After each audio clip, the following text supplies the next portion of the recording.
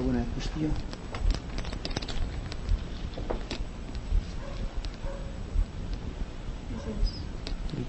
Te quería preguntar que normalmente durante muchos años funcionamos con unos esquemas mentales que nos vamos formando y alimentando con frustraciones, con heridas que creemos que nos han hecho, con sentimientos.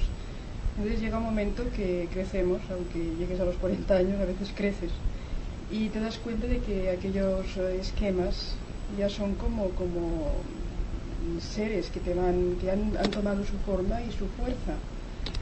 Entonces, cuando sabes que estas entidades te pueden perjudicar, ¿cómo puedes contrarrestar lo que a veces durante mucho tiempo hemos considerado como parte nuestra? Bueno, es que todas las formas mentales han sido creadas por nosotros a través del tiempo.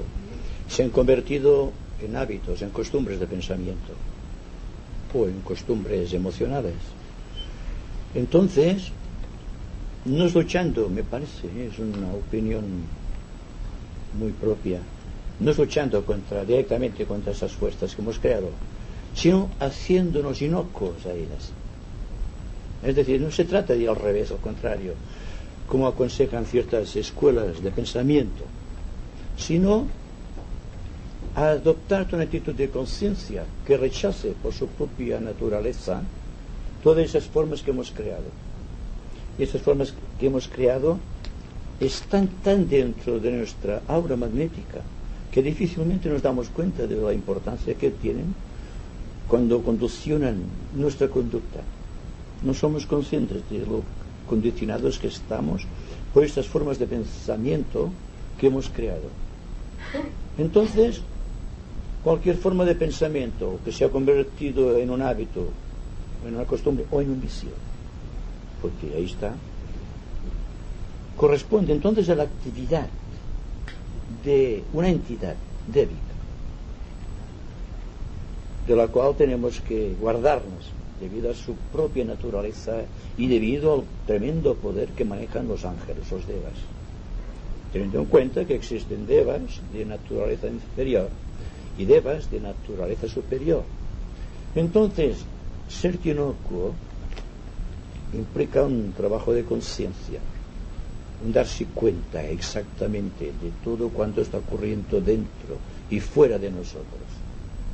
Es decir, que si tuvieses en cuenta lo que estamos diciendo constantemente, veríamos como darse cuenta, al observar muy atentamente una cuestión, o un pensamiento, o un vicio, una virtud, o lo que sea, nos damos cuenta de su causa, de su procedencia, de cómo ha sido motivada, de cómo ha sido estructurada dentro de la conciencia, constituyendo un freno para ciertas condiciones o ciertas cualidades que tenemos inexorablemente que desarrollar los seres humanos. Se trata de un problema que afecta a todos. No será una entidad determinada, sino que la humanidad entera, excepto los grandes iniciados, están sujetos a la presión de estas fuerzas o de estas energías condicionantes que nosotros hemos invocado, y que al adoptar una forma determinada en el éter, por imposición o por introducción dentro de esta forma de una entidad dédica, se convierten en los hábitos y las costumbres. Y hay que decir también que hay buenos hábitos y hay buenas costumbres, que no todo es malo en la viña del Señor, que hay cosas buenas en el individuo, afortunadamente. Que si pesásemos ambos extremos, la actividad de lo negativo, de lo positivo, esto que decíamos en una balanza, veríamos que habitualmente es la parte negativa la que tiene más preponderancia, y por esto tenemos tantos problemas de adaptación a esta corriente de vida iluminadora o liberadora que constituye la vida del discipulado.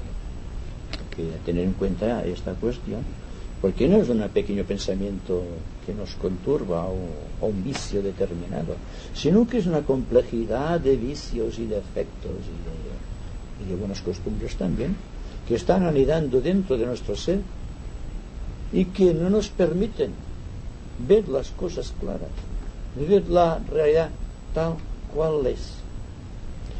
por ejemplo, las formas de pensamiento de aquellos lugares en donde el vicio es la prerrogativa principal. Vista esta forma o estas formas desde el ángulo de la clarividencia mental, son horrorosas. Constituyen ya de por sí un freno a la actitud del pensador si tiene clarividencia. Pero las personas que están siendo condicionadas por estas formas no se dan cuenta. Están allí por un ciclo de fuerza vibratoria. Se sienten atraídas hacia aquellos lugares por vibración. Porque estáis aquí, por ejemplo, si os preguntáis esto muy honrada y honestamente, os daréis cuenta que venís por algo que os escapa a veces a vuestra propia voluntad. Es la vibración sintónica del grupo. Naturalmente que hay una participación del yo en la venida aquí, pero vamos a buscar la causa principal y ver si realmente se ha convertido la costumbre de venir aquí en un ángel que os induce a venir aquí, y que el yo está observando este proceso y se siente identificado con este proceso y con el ángel que está dirigiendo desde el trasfondo de la conciencia este acontecimiento o este hecho que estamos corroborando. Pues bien, la vida siempre se divide en dos aspectos, el positivo y el negativo. Si pudiésemos hacer lo que hace la electricidad, que une armoniosamente el polo positivo con el polo negativo, y la consecuencia es la luz, entonces no habría problema. Lo que ocurre habitualmente, generalmente, es que existe una descompensación entre el polo positivo y el polo negativo, entre las buenas y las malas costumbres, o entre los vicios y las virtudes. Y entonces, naturalmente, ese desequilibrio causa esa sensación de soledad del yo. El yo se siente solo cuando hay desequilibrio. En tanto, cuando hay equilibrio, se siente la persona acompañada. Se siente dentro de un conjunto de seres que piensan de la misma manera, que sienten de idéntica forma. Hay una participación activa, colectiva y consciente dentro de este grupo al cual se pertenece. Yo aconsejaría a todas las personas que estuviesen muy atentas. Y parecerá que soy reiterativo, que escapo de cuestiones. Pero es que realmente la cuestión principal es que no estamos atentos. Una fracción de nuestro yo está atento. Pero, igual que ocurre con el iceberg, que solamente muestra un pequeño montículo de la gran masa que existe debajo del agua, esta parte pequeña queda condicionada siempre por la parte oculta. De ahí que lo que ocurre con la moderna psicología, que se trata ahora de que la parte sumergida de la conciencia, lo que llamamos subconsciencia, donde anidan las buenas y las malas costumbres, los recuerdos, aflore a la superficie cada vez con más intensidad. ¿Cómo? Observando lo que hay debajo de las aguas. No sé si habéis probado alguna vez de intravisualizaros, de pensar en vosotros mismos, pero aparte de vosotros mismos, lo cual parece, y es efectivamente, una paradoja. Verse dentro, pero observando desde fuera, para no contaminar la observación. Y entonces asistirías a un misterioso proceso de surgimiento de energías internas que están esperando vuestra atención para surgir, porque estar atentos a estas energías implica lo que decía la semana pasada, romper la crosta de todos los prejuicios existentes, de todos los hábitos y virtudes que constituyen el caparazón dentro del cual estamos presos. Nuestra jaula es lo que hemos creado a través del tiempo. No se ha formado al azar. No es la obra de los ángeles, aunque los ángeles intervienen, sino que básicamente es la conciencia del hombre que torna su orientación o reorienta su visión o su atención hacia lugares definidos en lugar de abarcar la totalidad del proceso, lo cual significa lo que decíamos la semana pasada, que la meditación en cierta manera es una escapatoria de la realidad. a menos que se adopte la meditación como la regla de oro de la vida, o es decir, que estar atentos a todo cuanto ocurre dentro y fuera de nosotros, lo cual es un entreno de la conciencia. No se piden disciplinas, no se piden ejercicios. Esto es lo mejor de los ejercicios, estar atentos simplemente. La atención, por otra parte, robustece la actividad de la conciencia, robustece la voluntad, la desarrolla, permite que surja el aspecto volitivo de la conciencia.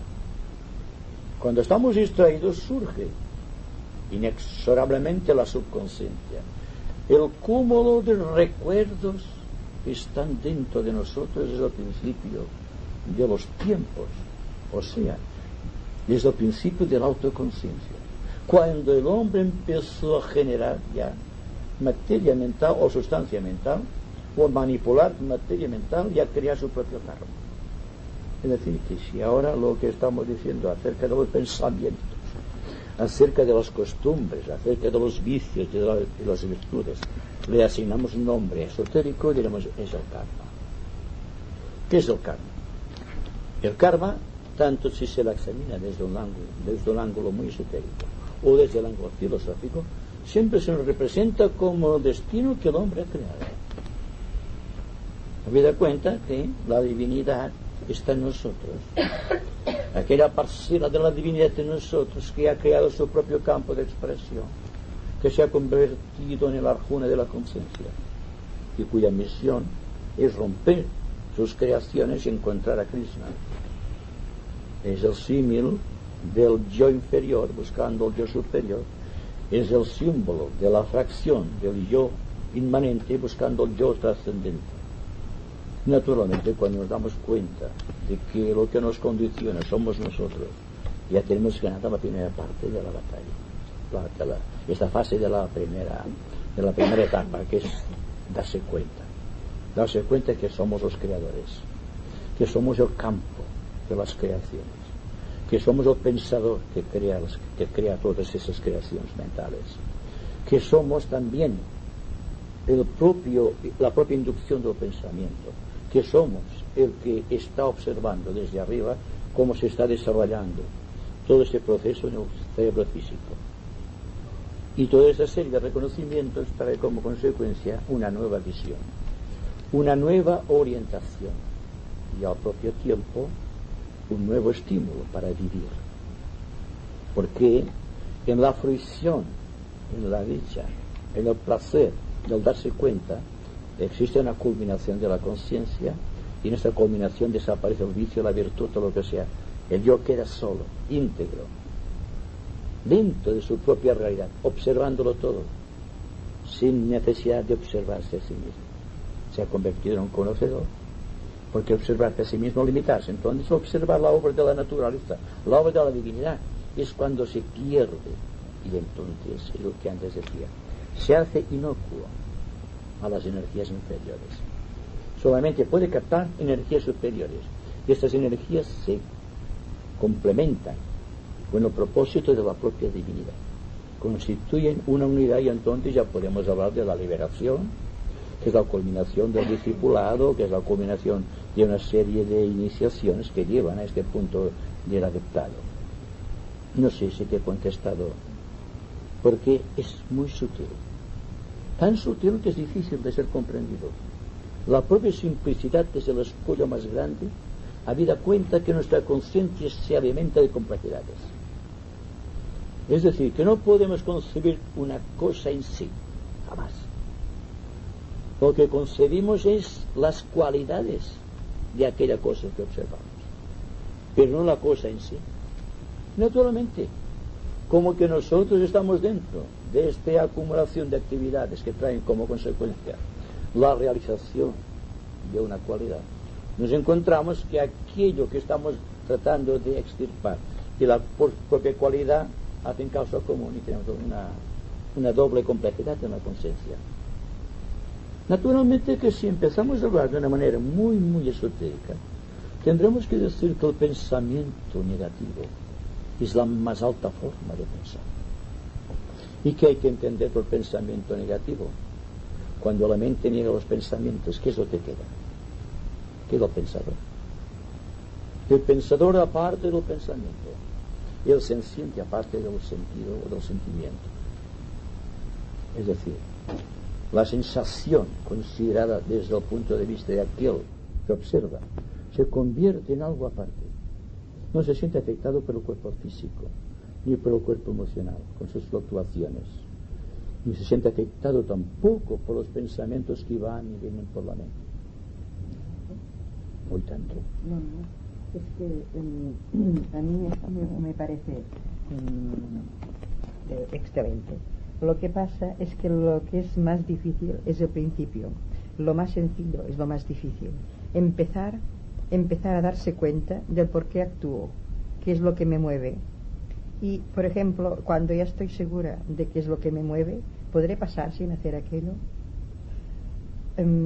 ¿Es verdaderamente que necesito esto o no lo necesito? Y si lo necesito, ¿para qué? Es que si cambio de actitud o de situación, tendré las mismas amistades, me querrán igual, me interesa tanto que me quieran o no. Esos principios en psicología son los más difíciles. Luego, las cosas más trascendentes son más fáciles, aunque no lo parezca así. Pero las primeras sí, nuestra vida de relación con los demás, lo que sabemos, que de la manera que sabemos, que nos aprecian, o como nos, digamos, cuando comentan sobre nosotros lo que piensan de nosotros. En este caso, queremos o no queremos que cambien este modo de pensar. Si cambiamos de actitud, quizá cambiarán. Entonces esto nos interesa, nos importa, y aquí en este principio de cosas sencillas, de la misma manera como la posición económica, por ejemplo, si nos conocen en una brillante posición, nos duele que tengan que conocernos bajo otra posición, que quizás estaríamos más tranquilos sin ostentar tanto. Entonces nos interesa tanto que las otras personas nos quieran de una determinada manera, o tenemos que tener una personalidad tan acusada pero a la vez flexible que digamos, nosotros continuaremos igual y ellos que se demuestren tal como son. Tenemos esta fuerza. Creo que en esta fuerza está el principio de poder elevarse después, porque es una lucha tremenda cuando llevamos un atavismo de siglos, podríamos decir, y nuestra personalidad está acostumbrada a que nos admiren o a que nos quieran o a que pues sabemos que piensan de una determinada manera, repito, y si tenemos que cambiar nos duele. Entonces la personalidad no está todavía equilibrada. Y creo que lo más difícil es empezar por esto. Como decía aquello de conócete a ti mismo, es así. Conocerse a sí mismo también es estudiar nuestra vida de relación. Y en este caso, pensar si tanto nos importa el que determinados seres o determinadas personas piensen de nosotros o tengan una relación con nosotros debido a que nosotros somos de una determinada manera. Entonces tenemos que pensar que llegar a ser de una manera, que seamos como seamos y ellos que hagan lo que quieran, y entonces podremos pasar sin ellos si los quieren y que no nos sentamos afectados. Entonces llega que la personalidad está ya entera. Entonces de aquí se puede pensar, de aquí viene otra clase de lucha, claro, en todos los niveles la hay, pero yo creo que la primera, la que hay que vencer, es la que está así casi pegada a nosotros y por eso no la vemos. No digo nada de importancia, ¿verdad? Pero luego lo sé que lo más próximo a nosotros, tener que estudiarlo, ver la relación que hay entre aquello y nosotros y ver si podemos pasar si aquello cambiaba y en fin, entonces ver también los resultados y nuestros ideales, en fin, todo tiene que tener una relación, pero la lucha que llevamos porque tenemos hechos unos condicionamientos, es como todos sabemos, unos condicionamientos de que nos conocen de determinada manera, repito, y nosotros aquello nos afectará si tienen que conocernos de otra. Aquí está la primera lucha, la más sencilla, la que está más próxima. Si podemos vencer todo esto y tener una personalidad equilibrada, lo demás va más deprisa. Es como en otras clases de estudios que decimos la primera iniciación es la que cuesta, las demás vienen solas. No solas, no, pero quiero decir que lo primero es el aspecto emocional. Aquí está todo. En ese aspecto emocional es donde está la lucha. Pensar siempre en que nos vean así, o que dejen de vernos según cómo nos sucede en la vida. Todo esto nos preocupa mucho, demasiado, y por eso tenemos que empezar por aquí, en lo sencillo. Luego ya se llevará la flecha para arriba, pero es así, hay que pensarlo. Estos problemas tan grandes que vienen a discutir, que no será como una prueba para pulirte, no, pero quiero decir que eso que has dicho, todo esto que has dicho, o sea, lo he visto porque veo que es esto, que cuando te vienen muchos problemas empiezas a pensar quién tiene la razón, o sea, si es que realmente tú eres culpable o tienes mucha parte de culpa en un problema muy grande, entonces vas sacando cosas y vas viendo que realmente al final todas llevan la relación de que tú tienes la parte, o sea, no es culpa de los demás, sino que se intercalan las cosas. Sí. Bueno, es que todos aportamos nuestra pequeña parte al gran problema mundial. Naturalmente, en contra, el gran problema mundial también nos afecta, debido a que hemos creado un karma con la actitud, digamos, de nuestra actitud para con el karma mundial.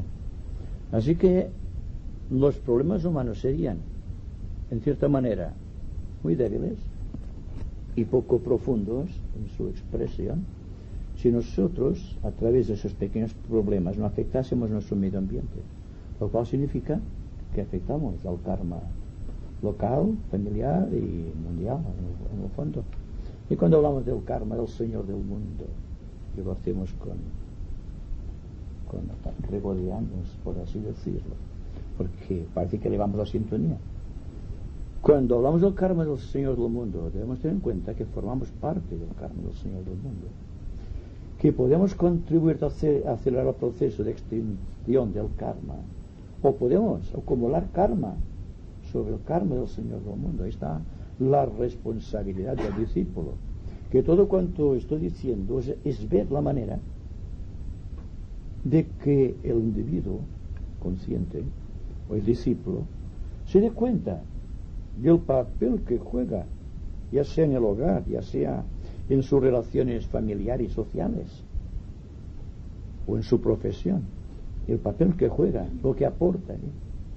Y naturalmente sí, ¿cómo puede hacerse esto si no se tiene una mente muy atenta? Y siempre hay que parar aquí, ya sea al principio de la búsqueda, como decía, que es lo más importante por lo difícil, porque es cuando hay que atacar la parte más pesada de la crosta, dentro de la cual estamos viviendo, donde se está debatiendo nuestra conciencia.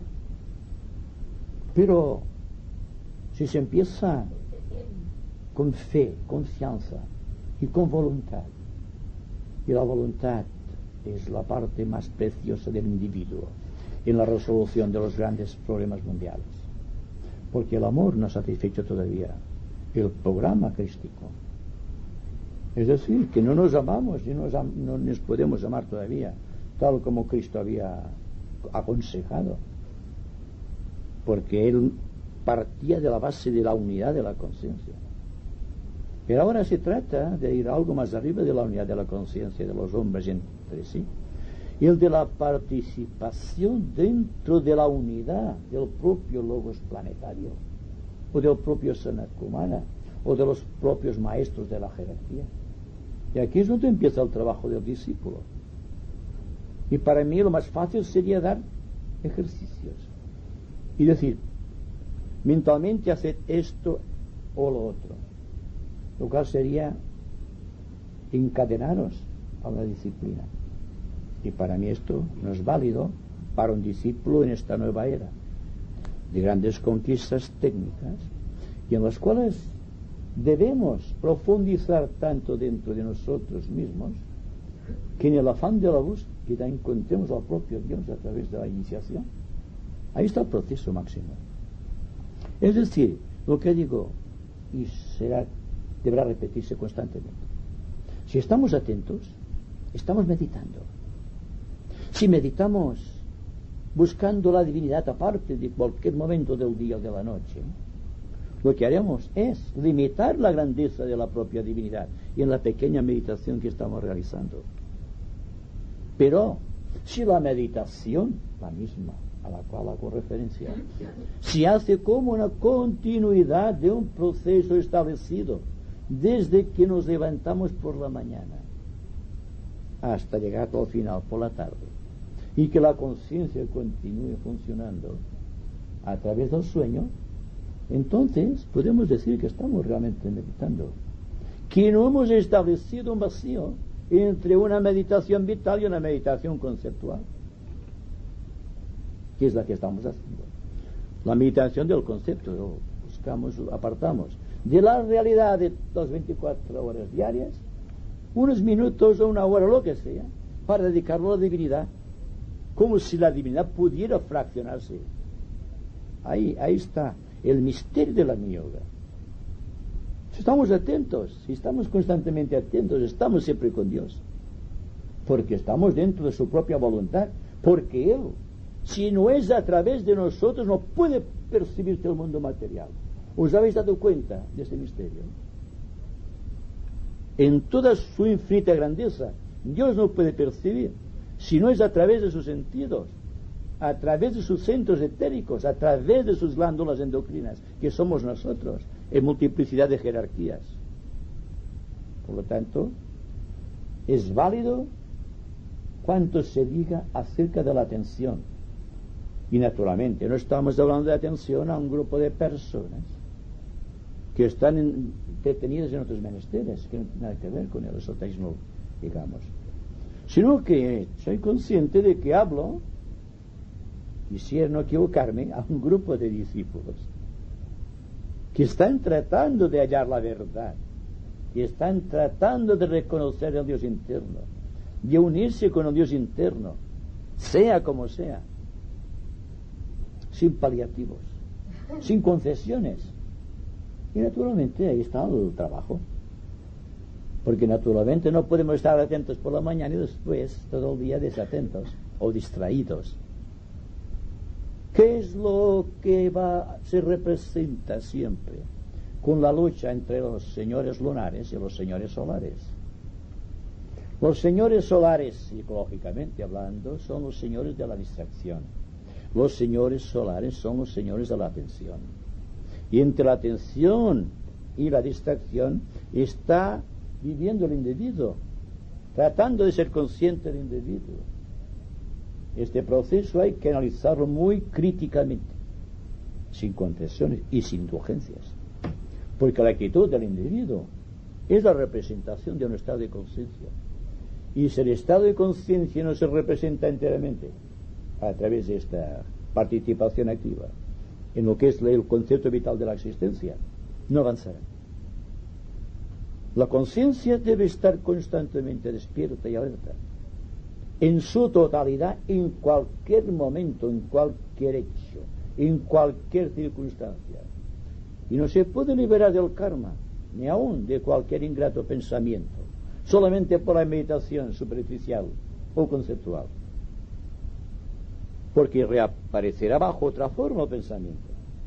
Se trata de extirpar la raíz del propio pensamiento, condicionante de la humanidad, y cuando esté completamente controlado sea nuestro vehículo. Ahora no, ahora es Él quien nos hace servir de vehículo de sus propias torpes inclinaciones. ¿Te das cuenta? Me refiero a la atención como base de la propia inocuidad de la conciencia. No hay que dejar nada, no hay que dejar las cosas, hay que adquirir aquel estado de conciencia y que las cosas nos dejen a nosotros. No es lo mismo. Por un lado tenemos que, si queremos eliminar las cosas, tendremos que utilizar disciplinas cada vez más crueles, más profundas, más dolorosas. Pero sí, por otra parte, si en lugar de tratar con el aspecto conceptual queremos entrar en las zonas profundas de la mente, entonces nos daremos cuenta de que estamos viviendo una realidad trascendente que puede cambiar completamente la panorámica de la sociedad que nos rodea, en virtud del aspecto radioactivo, utilizando aquí, digamos, una palabra muy técnica, utilizando la atracción magnética, la radiación, este proceso que nos convierte en los sanadores del ambiente o del concepto ambiental, de lo que nos rodea. Solo simplemente esto. Os podría decir, por ejemplo, la mejor manera de pensar es dejando de pensar. Y la gente diría, es un contrasentido, es una paradoja. Y lo es, en efecto. Pero me refiero al pensamiento negativo, precisamente. Porque dejando de pensar, permites la actividad del pensador, ya no a través de un pensamiento, sino a través de grupos de arquetipos, de ideas arquetípicas, que no pueden penetrar debido a la profusión de pensamientos que gobiernan nuestra mente.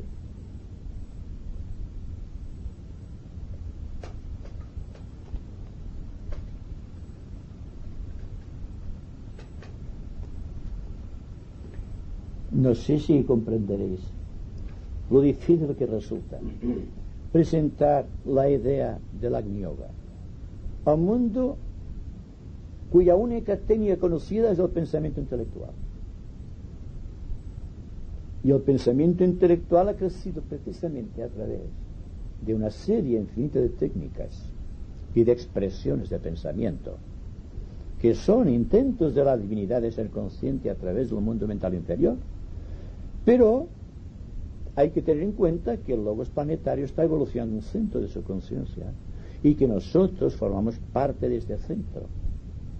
En la medida que nos liberemos de los condicionamientos ambientales, una participación de luz penetrará en un centro definido a través de un rayo determinado, que es el rayo dentro del cual estamos operando. El de la mónada, el del ego, o el de la mente, o de la personalidad, de la mente, de la emoción y el cuerpo.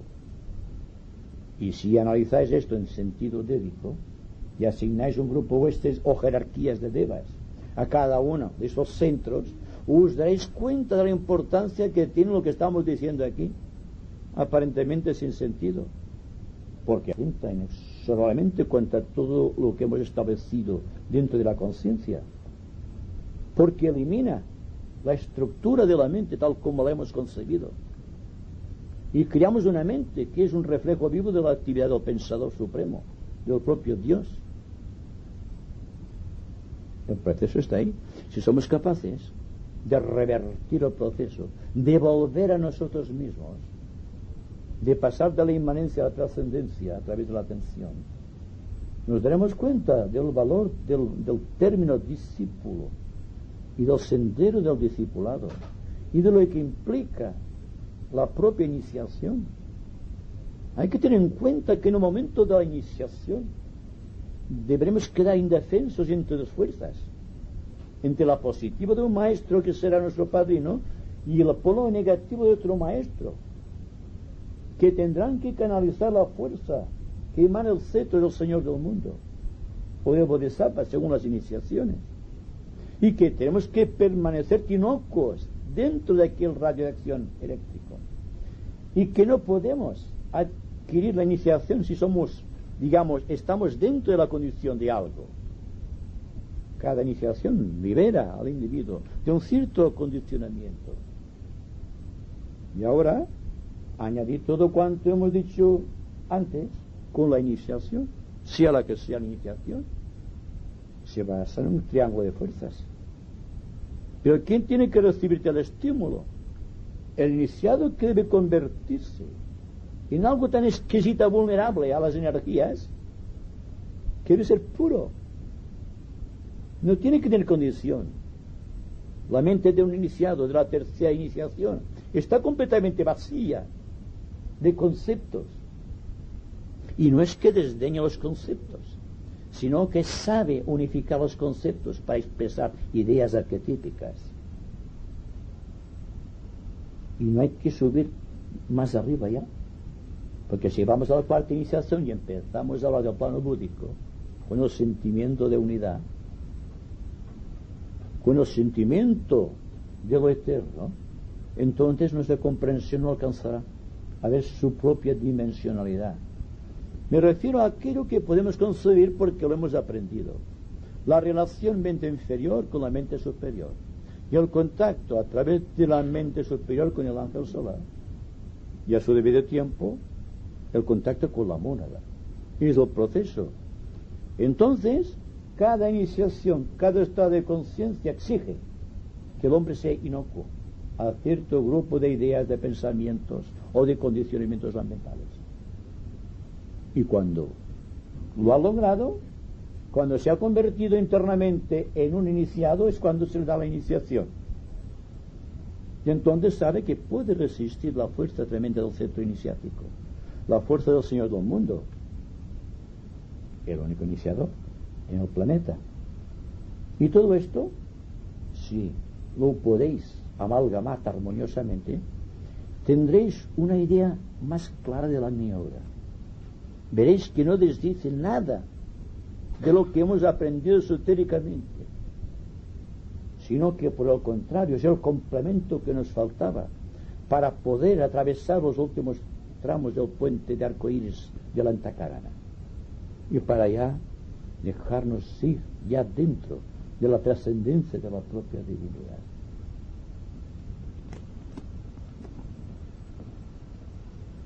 De todas las maneras surge siempre la duda, porque por ejemplo, bien que has reconocido que la meditación es un acto de servicio, nuestro tibetano lo dice muy bien claro. Entonces, podrías preguntar qué tipo de servicio hacemos aquí cuando meditamos, qué energías canalizamos, a dónde se dirigen, etcétera. Naturalmente que las energías que estamos invocando y que circulan a través de nosotros van donde deben ir. Ahí está el proceso. Nosotros queremos investigar a dónde va aquello que yo estoy produciendo, lo cual significa que estoy esclavo del fruto de mis acciones. Si tuviésemos la confianza en Dios tan supremamente elevada que olvidásemos el fruto de la acción, nos daríamos cuenta a dónde va esta energía. A un mundo necesitado. ¿Dónde están las necesidades?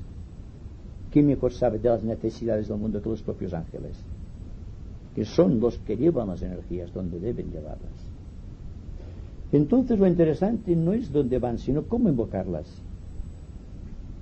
Y si podemos realmente canalizarlas a través de un campo magnético definido, a través de un canal puro y limpio. En el momento de la meditación, cuando la mente y el corazón quedan puros, sin peso ni medida, completamente vacíos, lo cual significa que están tratando de canalizar la energía de Dios, entonces surge esta fuerza tremenda que procede de niveles cósmicos y que a través del plano causal llega a nosotros por intercesión de los Agnisvatas, que luego existen otra hueste de ángeles Agnisurias que están canalizando el aspecto psíquico de las energías que invocamos, y que existen todavía una hueste inferior, aunque no muy elevada de acuerdo con el punto de vista humano, que son los Agnishaitas, que llevan esta energía en sus distintos niveles al mundo material, allí donde hay necesidades, en la curación de enfermedades, en aquellos casos en los cuales existe una participación material en la vida manifestada, una guerra por ejemplo, la cantidad de devas que están tratando de despertar a aquellos que mueren en los campos de batalla, que no se dan cuenta de su situación, porque el hombre es inconsciente de mucha parte de su ser. Y los hospitales, por ejemplo, donde hay tanto dolor, los manicomios, las cárceles, ¿a dónde va nuestra energía? ¿Dónde debe ir? Porque nosotros no hemos adquirido todavía la capacidad de llevar estas energías donde se necesita. Quizá la llevaríamos a un lugar determinado, y quizá este lugar determinado específico no fuese el asiento de las energías que estamos tratando de canalizar o que estamos canalizando. La energía es pura, es impersonal e incondicionada. Entonces, invocarla, convertirnos en el cauce o en el cáliz, y que vaya rielando, se vaya extendiendo, y a través de las fuerzas que desconocemos pero que existen, de la gran participación débica, llegan a su destino. Entonces, cuanto más activos estemos en la meditación, cuanto menos seamos nosotros en la meditación, cuanto más vacíos estemos en la meditación, mayor será la garantía de que las energías llegarán a su destino. El destino que inteligencias superiores a las nuestras están ávidamente tratando de absorber para llevarlos a los lugares de conflicto del mundo. En cambio nosotros aquí a la meditación de esto formamos una especie de sol que está cargado con las energías que de alguna manera se acumulan y que también de alguna manera estamos vinculados a ellas a nosotros y podemos invocarlas en el caso de necesidad. Entonces este sol, esta energía es impersonal, de alguna manera está siempre disponible. O sea, no sea un poco como no sé quién preguntó el jueves pasado, ningún aspecto demasiado kármico el usar estas energías, ya sea a través de una técnica, no sé, volitiva, de amor, de serena expedición, etc., el tratar de canalizarlas hacia algunos objetivos muy determinados. Pero la energía está ahí. Podemos de alguna manera, es decir, ayudados quizás más que nada por tu centro vocal, personal, etcétera, ayudar a que estas energías sean más, por decirlo así, más potentes. Podemos de alguna manera contribuir con nuestra visualización o con nuestra meditación en alguna manera específica a que estas energías sean, no sé, de un orden específico. ¿Por qué no? El individuo tiene una voluntad. Esta voluntad obedece a un propósito. Entonces falta saber si el propósito es justo y si la dirección de las energías también es justo. Si llegamos a esta conclusión, yo creo que sí puede llegar a esta conclusión, este sol espiritual que está continua y constantemente alumbrando y que irradia energía, pero que raras veces llegamos a percibir esta energía y a canalizarla, en el momento de la meditación de grupo deja salir todos esos rayos que penetran en nuestra esfera de conciencia y después a través de nuestros vehículos se convierte en la fuerza de radiación magnética a la cual hemos hecho referencia. Si a pesar de todo esto, si queréis trabajar de una manera, digamos, prefijada, determinada, específica, eso depende también de la calidad del trabajo que ha de realizarse y de si todo el grupo está capacitado para trabajar en aquella dirección. Se me preguntó una vez por qué no curábamos a las gentes. Yo digo que si la persona logra curar el alma de las personas, el cuerpo se curará por añadidura. Por esto nunca doy ni sistemas de meditación, ningún ejercicio de yoga que pueda inducir a la gente a trabajar de una forma determinada. Ahora sí que puedo decir que cuanto más impersonales seamos, tanto en la recepción como en la distribución de la energía, más posibilidades habrá de que la energía haga cumplir sus efectos sobre campos definidos. Quizá aquellos que nosotros no nos atreveríamos a buscar o a promover por considerar que era innecesario o que estamos incapacitados para hacerlo. Se nos dice, te voy a terminar, se nos dice que dentro del contexto de los grupos actuales la nota clave es la radiación. Y el maestro ha dicho en varias ocasiones que la radiación de los discípulos es lo que ha impedido la tercera gran guerra mundial. Dice, esta vez se ha logrado detener desde el plano mental las grandes concentraciones de energía negativa que inexorablemente hubieran rielado hacia una guerra. Dice, por el estado mundial y porque la gente todavía no ha comprendido el propósito de la vida, habrá guerras, habrá conflagraciones, digamos, aisladas o locales, pero guerras totales, dice, el mundo está hoy internamente más evolucionado que en el año 14, que en el año 45, y que por lo tanto hay la posibilidad de que el temor